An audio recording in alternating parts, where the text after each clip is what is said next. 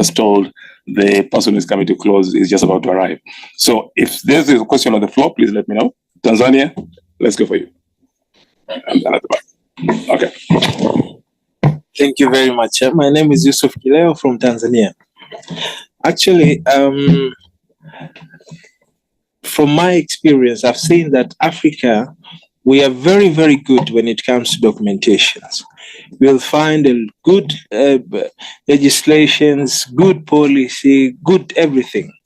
But when now we want to see the impact of those good documentation, good everything, we can't see it. People are still falling victims. Incidents are still piling up. So I would love to hear, how do we get out of that? That we can have good documentation and then the implementation should be able to be seen. Number two, that I've seen we have a serious challenge when it comes to people reporting incidents. So I'd love to hear your views on how can we encourage our citizens to be able to report incidents whenever they happen, because we have a lot of advantages behind it. Even if you don't resolve the problem, but at least you can be aware of the hotspot, the challenges that are facing in your country, and be able to come up with a good strategy to mitigate those challenges. So how do we engage and promote people to report incident from your point of view? Thank you. Thank you, Yusuf. Any other question? I think there was a question at the back there. Please go ahead, and then I'll take one, Emmanuel, and then Dory Sang. You can sit next to a mic, and we can hear you. Go ahead. Good afternoon. Thank you for the opportunity. My question concerns all the panelists. Is your country called TLD domain signed using DNS-SEC protocol? If yes, can you share with us your experiences? Thank you. Could you repeat the question again, please, so that we hear you well? Okay. I want to know the CCTLD, the two country codes.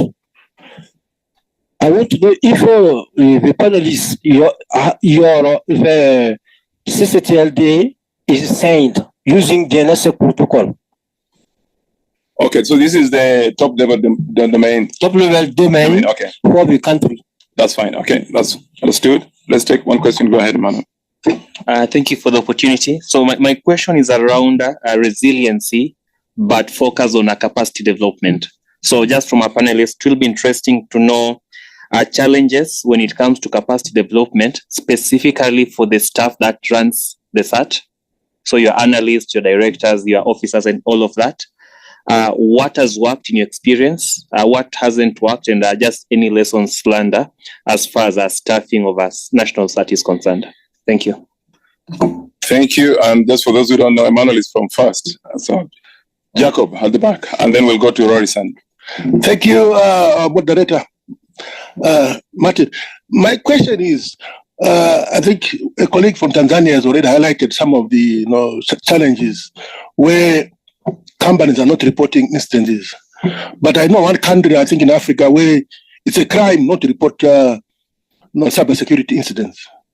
You are fined if you don't report. So my question is, we have been talking a lot about national sets. What are we doing in our countries for the panelists? How are we promoting company-specific sets and SOCs? Because that's where things are happening. Yeah, I agree with you. You're talking about the sectorial SATs and how they should be able to. That's fine. Yes. We are interested also to know that country that everybody reports. We shall see that later. Yes, thank you. Mine is really just an input because we're wrapping up, and I guess I just wanted to call to the room to say, for countries like Lesotho that don't have legal frameworks or policies in place, I would like for us to remember that we can still use cost-effective, collaborative, and innovative measures. For example, when we are developing resiliency, CBMs, and ETC strategies, we can also encourage the use of open source cybersecurity tools. And we can also, most importantly, what I think is really important is global competitiveness, which is an issue that I feel we do not pay attention to. Global competitiveness in terms of countries that have the best legal frameworks should be the ones that are prioritized in terms of being given incentives, financial support, and technical support. I think this will increase the buy-in into countries that haven't ratified the Malabo Convention, don't have resiliency strategies or CBM norms or things like that. So I think global competitiveness should really be considered, and we should stop treating countries like charity cases and just giving them funding for no reason. Thank you. Just for clarity, you're saying that global competitiveness should be used as a way of giving those countries some incentives in terms of development aid. Is that what you're saying? Yes, absolutely. For everything, for CBMs, for resilience, for capacity building, we need to see countries to be proactive. My reason for saying this is because countries like Lesotho have not, we've been begging, people in this room have been begging for countries like Lesotho to have legal policies, and yet we still want to extend the lending and helping hand towards them, thereby creating beggar thy neighbor mentality within countries.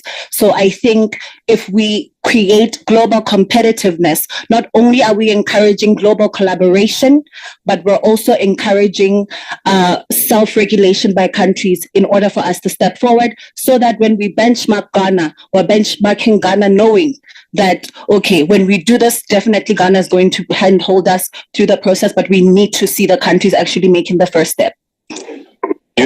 Any other question here? Go ahead.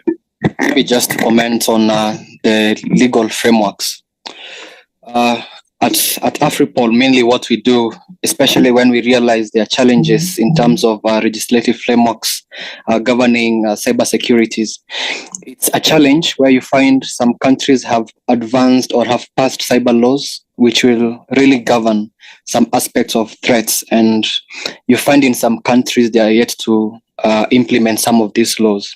Like now in Ghana, you find they're advanced, they have a good regulations. Same thing with Kenya. They have already put in place some measures.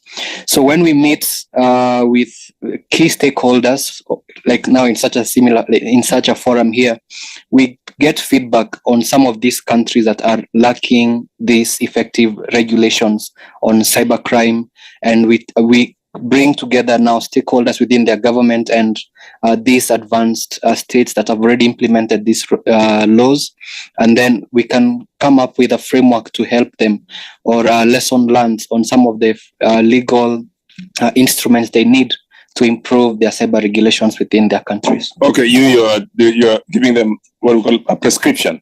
Yes, to countries that are having issues. Yes, it's an approach that they can do it. Yeah. By the way, we'll come to that in the next session, where it's an open mic and everybody can say what they want to suggest. So that's a good recipe for that. We'll stop there. Let's see whether the panelists can handle this. And panelists, when you're handling these questions, please include the following. I think the question on capacity development, and I think Geraldine will throw you that one in the deep end. Try and include also the gender, because I think we discussed and said we should look at gender. The 4 people to 1 is not allowed. So gender, please include that, and please give us a perspective from where you sit. How do you advise governments to actually build and to be able to build that gender gap to be smaller? So when you look at that, and then Eric, we need to respond to the question on incident reporting. That is really at your doorstep. But when you're answering that, could you also touch on the use of new technology? We are hearing that you want to have AI SATs and AI-driven SATs and so forth. Is Ghana considering this? And any of the panelists can take that. And then we've been also told about the companies not responding. So you can also try and touch on that. And then go ahead, implementation. I think you are right in the deep end on that. You're doing a lot of implementation in Somalia. I think you can respond to that. And then there was a question on the top level domain name. So any of them can respond to that, plus the question from Lesotho, which is building onto that. I understand there's a question online. So if Chad, you can wait just patiently, we'll give you time while they respond. Please go ahead, Geraldine. Thank you. Now, when it comes to capacity building, it's been quite a challenge from the Ugandan perspective.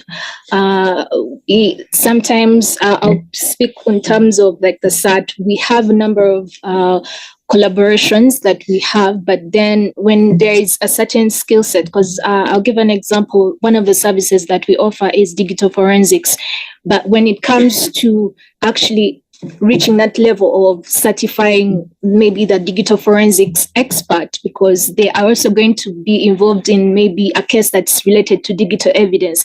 You need, when you go to court, you need to show that actually you're certified to show that actually whatever process you went through the digital forensics is so. One of the challenges we have faced in terms of capacity building from that perspective is that these certifications are very expensive, and then also that people who are interested in that area are not there. So so it all goes back down to how do we encourage people to look into this area of digital forensics, mostly from the perspective of cybersecurity. Now, I would also want to add on we have some initiatives because there is a project we did with World Bank, which is it was on a regional communications infrastructure program, and there were a number of areas that came out in terms of capacity building. So we have a number of planned interventions that are coming up, and we want to ensure cybersecurity is one of those areas that when it comes to decision makers, or he talks about having good documentation, but when it comes to implementation, there is no accountability, or it just stays there. So we are, one of the ways we're trying to bridge that gap is to offer more capacity building for the key stakeholders and decision makers at the top, and then drill down to want to also look at having a mass capacity building for government officials and some private sector players to ensure that when it comes to cybersecurity, we are not just coming from the perspective of government, but also have private sector involved, because this also feeds into the bit of critical infrastructure. So I'll have to stop you there. Yes. I want to respond, but thank you very much for that. Okay. Very good. Yeah, go ahead.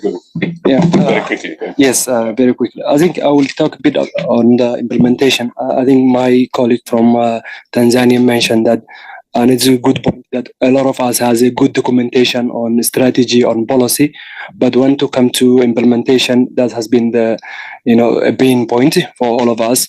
And just wanted to share an experience as we now doing a review for our national ICT policy and strategy 2019 to 2024. As it coming to close, we are looking on like what has been successfully be implemented and what's the lesson learned from that implementation. And I think there's a couple of things, but two things I wanted to emphasize is the ownership. And when you're setting up, an objective, on a target, someone has to take an ownership of it. It's nice to have, maybe rolling out that much of kilometer of fiber optic for national backbone, but it is like who will be doing? Is it realistic? Who will take the ownership? And if it's not successful, who should be the accountable for that? I think specifying that in the strategy and policy is very important. I think that will be it. Thank you so much. Eric, do you want to respond? Yeah. Thank you very much. Thank you very much. I think one of the concerns was about incident reporting, where there's a need to encourage people to. Yes, one of the things we can do to ensure that people report incidents has to do with regular awareness creation. It is very key. It's very key. Once you have the channels, whatever form of awareness that you engage in, let it become a fundamental principle that the various channels of reaching the reporting point is made known to the people. Any medium, any platform that you find yourself, is supposed to be made known to the people. So once that continuous awareness creation is going on, you keep encouraging the people. CSA, for instance, has its National Cybersecurity Awareness Month, the whole of October, and every activity that we engage in throughout the month of October, this encouragement is given in terms of reporting of incidents to the reporting point. So it's sometimes challenging as to how people should report, but like you rightly said, it helps the statistics, it helps us to know the current trends and then the upcoming ones. So we can only keep encouraging them, and then through the workshops and seminars that we have for them. Then also there was one other reason where the concern was raised concerning some of the nations having the legal frameworks lagging behind. That is quite, it's a challenge that we need to look at. But one thing that I want to indicate here is that the nature of coming up with these frameworks, we must understand that it should not be done in silo. That collaborative approach must be there. Now you should know the key stakeholders that are involved in coming up with that. And then you need to engage them. There should be a series of stakeholder engagements with them. It is only then that they will buy into it. But where you sit and you come up with the regulations alone, it is difficult to actually push it to the people. In any case, you are only coming up with the frameworks to guide those people. So those who are to buy into it, there is the need for you to constantly engage them. Thank you. Okay, I just want to go to Sergio. Are you online, Sergio, please? Could you respond, please, Sergio, because time is going. Yes, Right. I am. Yes, I am. Okay, do you want to respond to any of the questions that were raised? I'll give you that option. Be very brief, because I can see we have to go for lunch, and also our person who is coming in to close the session is coming in. Yeah. Right. Go ahead. I'll be very brief. I also want to touch on this question on how to go to those beautiful documents into action. I think, Martin, you and I, we've been discussing this. It's very crucial to find within the countries champions that can actually drive the different initiatives that are there. And also sharing those opportunities. We keep talking about capacity building, but through this platform, like GFCE Africa Set and many others, there's a lot of training opportunities that are there. And maybe some of us, we just don't share. I see my friend, Dr. Kim, sitting there very quiet. He keeps sending me opportunities on my signal. So what I do, I take them and I share across, different stakeholders on cybersecurity in Mozambique and make them be aware of those training opportunities. And then obviously we will be able to develop, our capacity in the countries, but also, by engaging with other groups like the First and all that, if we really take advantage of what's already in place, I think we can move forward. Thank you very much. Thank you very much, Sergio. I just want to be very democratic here. We have one person online, that's Abdullah Jalil from Chad. Are you still online, please? Abdel, can somebody confirm whether he's online? All right, could we read the question that he had so that we can give everybody a chance? He was wondering whether the GFC was going to support members' expertise in cyber capacity building. He was wondering whether the GFC was going to be sponsoring and supporting members for their cyber capacity building efforts in 2025. Okay, it's above my pay grade, but my boss will come and answer that. So I'm sure Mukhtar Yadali will deal with that in the open mic session in terms of capacity building on this area.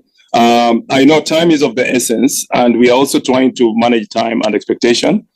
This session, you can agree with me, ladies and gentlemen, it has been engaging, and our panelists have done quite some good homework, as you can imagine, and they've really delivered what is happening in their jurisdiction. The key was to really share experiences from different parts and to be able to share and learn from each other. And I know we've really benefited from what we've had from different countries. Many countries who are seated here, they might not have had a chance to say what their progress is, but we believe through this engagement, this achievement or this particular objective will be achieved. We also do hope that the lessons that are learned here can be shared, as said by Sergio, with other participants who are not able to come into this. So I know I need to give you one point just to go, but we can't do that because of time. I just want us to stop there and just agree that we've done a good job. So let's give them a round of applause as we transition into the next session. You can just have seats where you are. You don't have to move because we're just transitioning very quickly. And then this session is really open mic. I'll hand it over to Maria.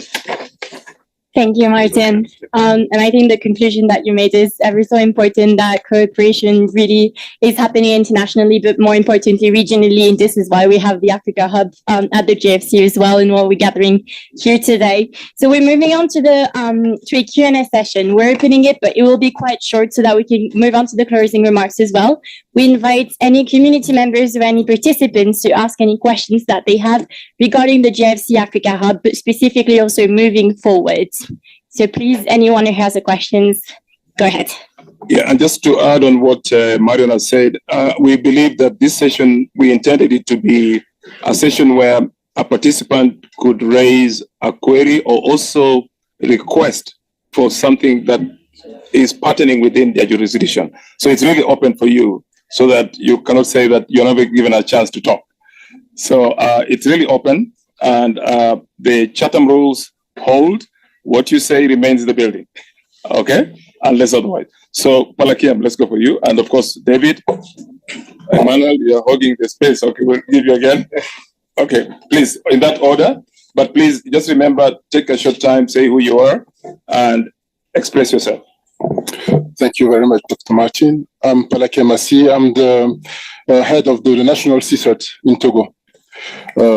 I wanted to comment on the, how to move from documentation to implementation part, because I believe it's key.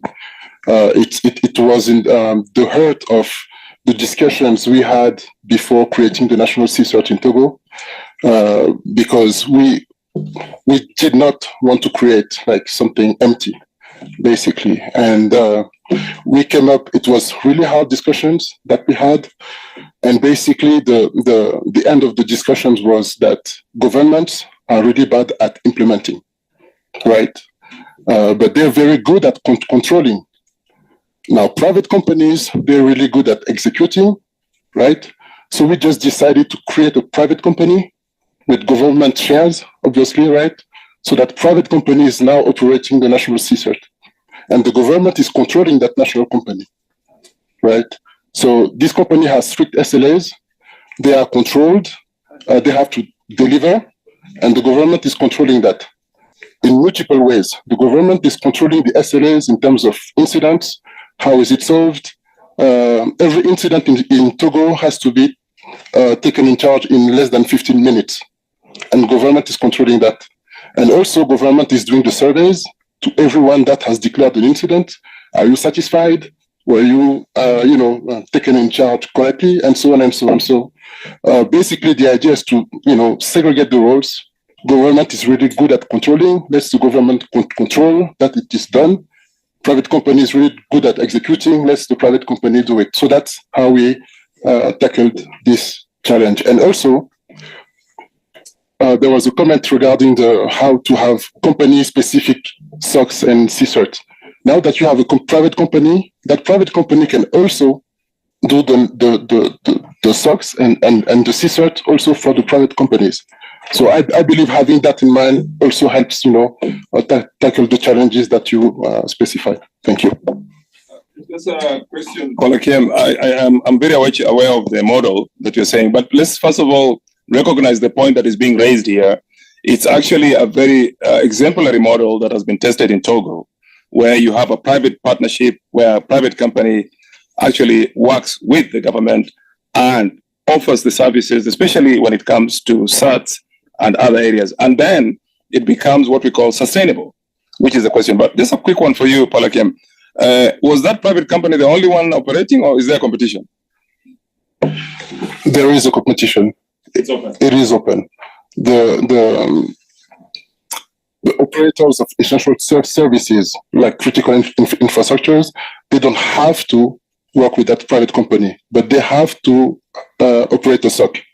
They can do it themselves, they can do it with others, but at least they have a choice with a national company or company located in Togo that can deliver the services.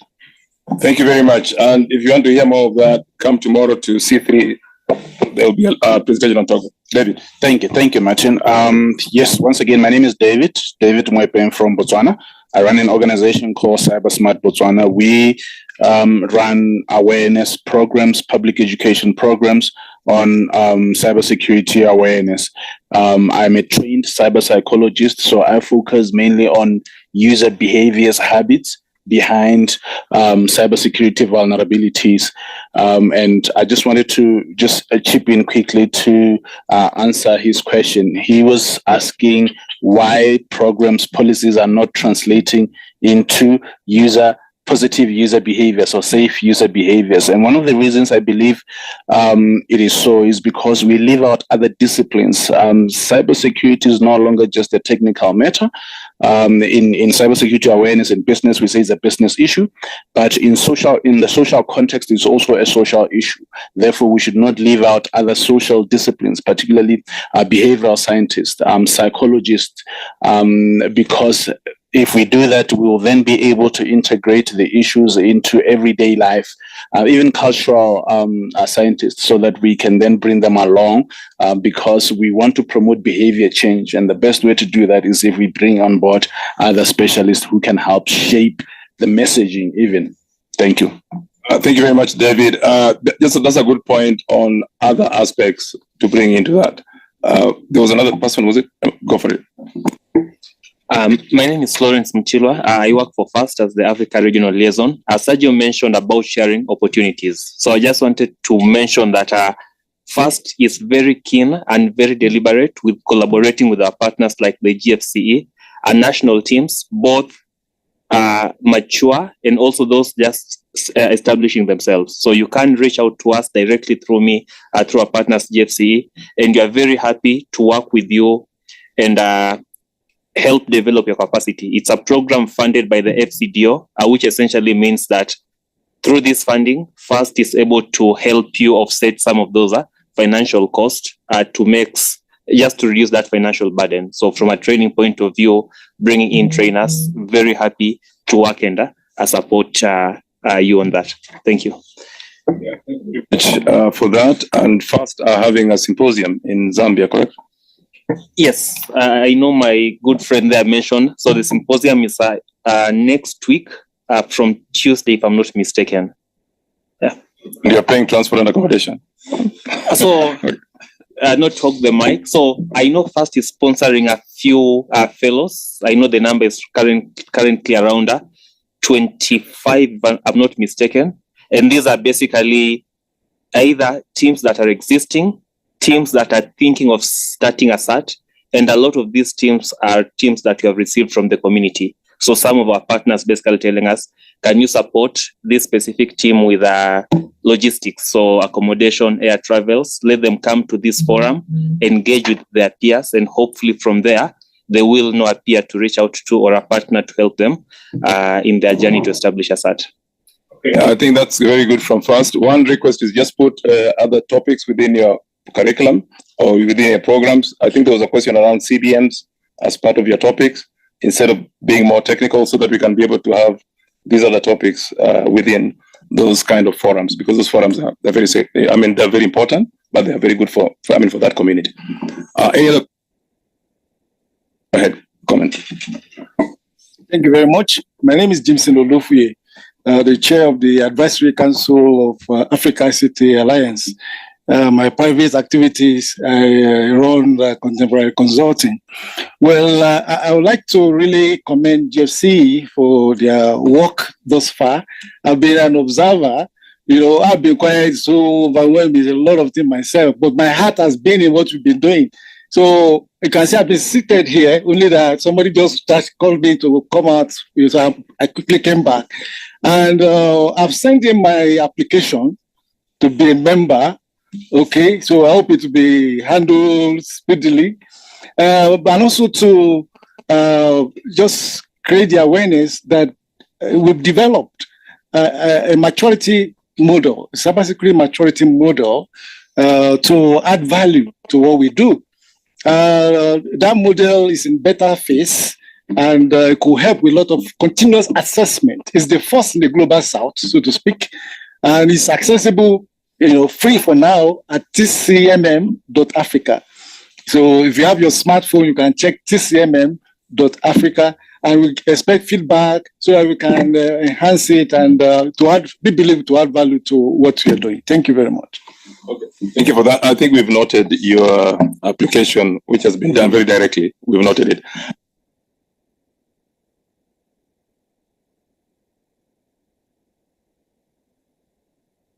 Please, 1 minute each, because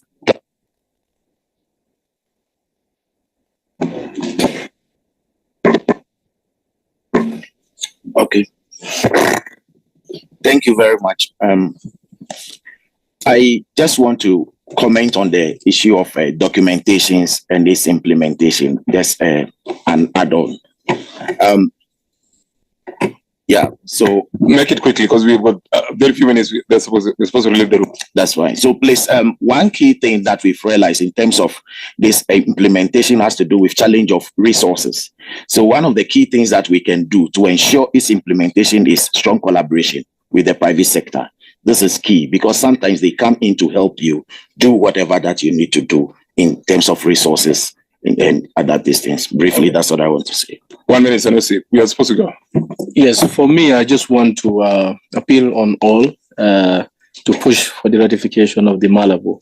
I think the 17 ratification should not stop us from implementing. Let's start implementing. Others will join. I think that's just a takeaway we need to. Thank you. Cameroon, 1 minute. Thank you for the floor given to me again. I'm just a bit disturbed because I think when we are coming from a far like this, we really want to deal on some issues concerning Africa. But I've discovered that we are just rushing. Maybe I'm wrong. Please forgive me.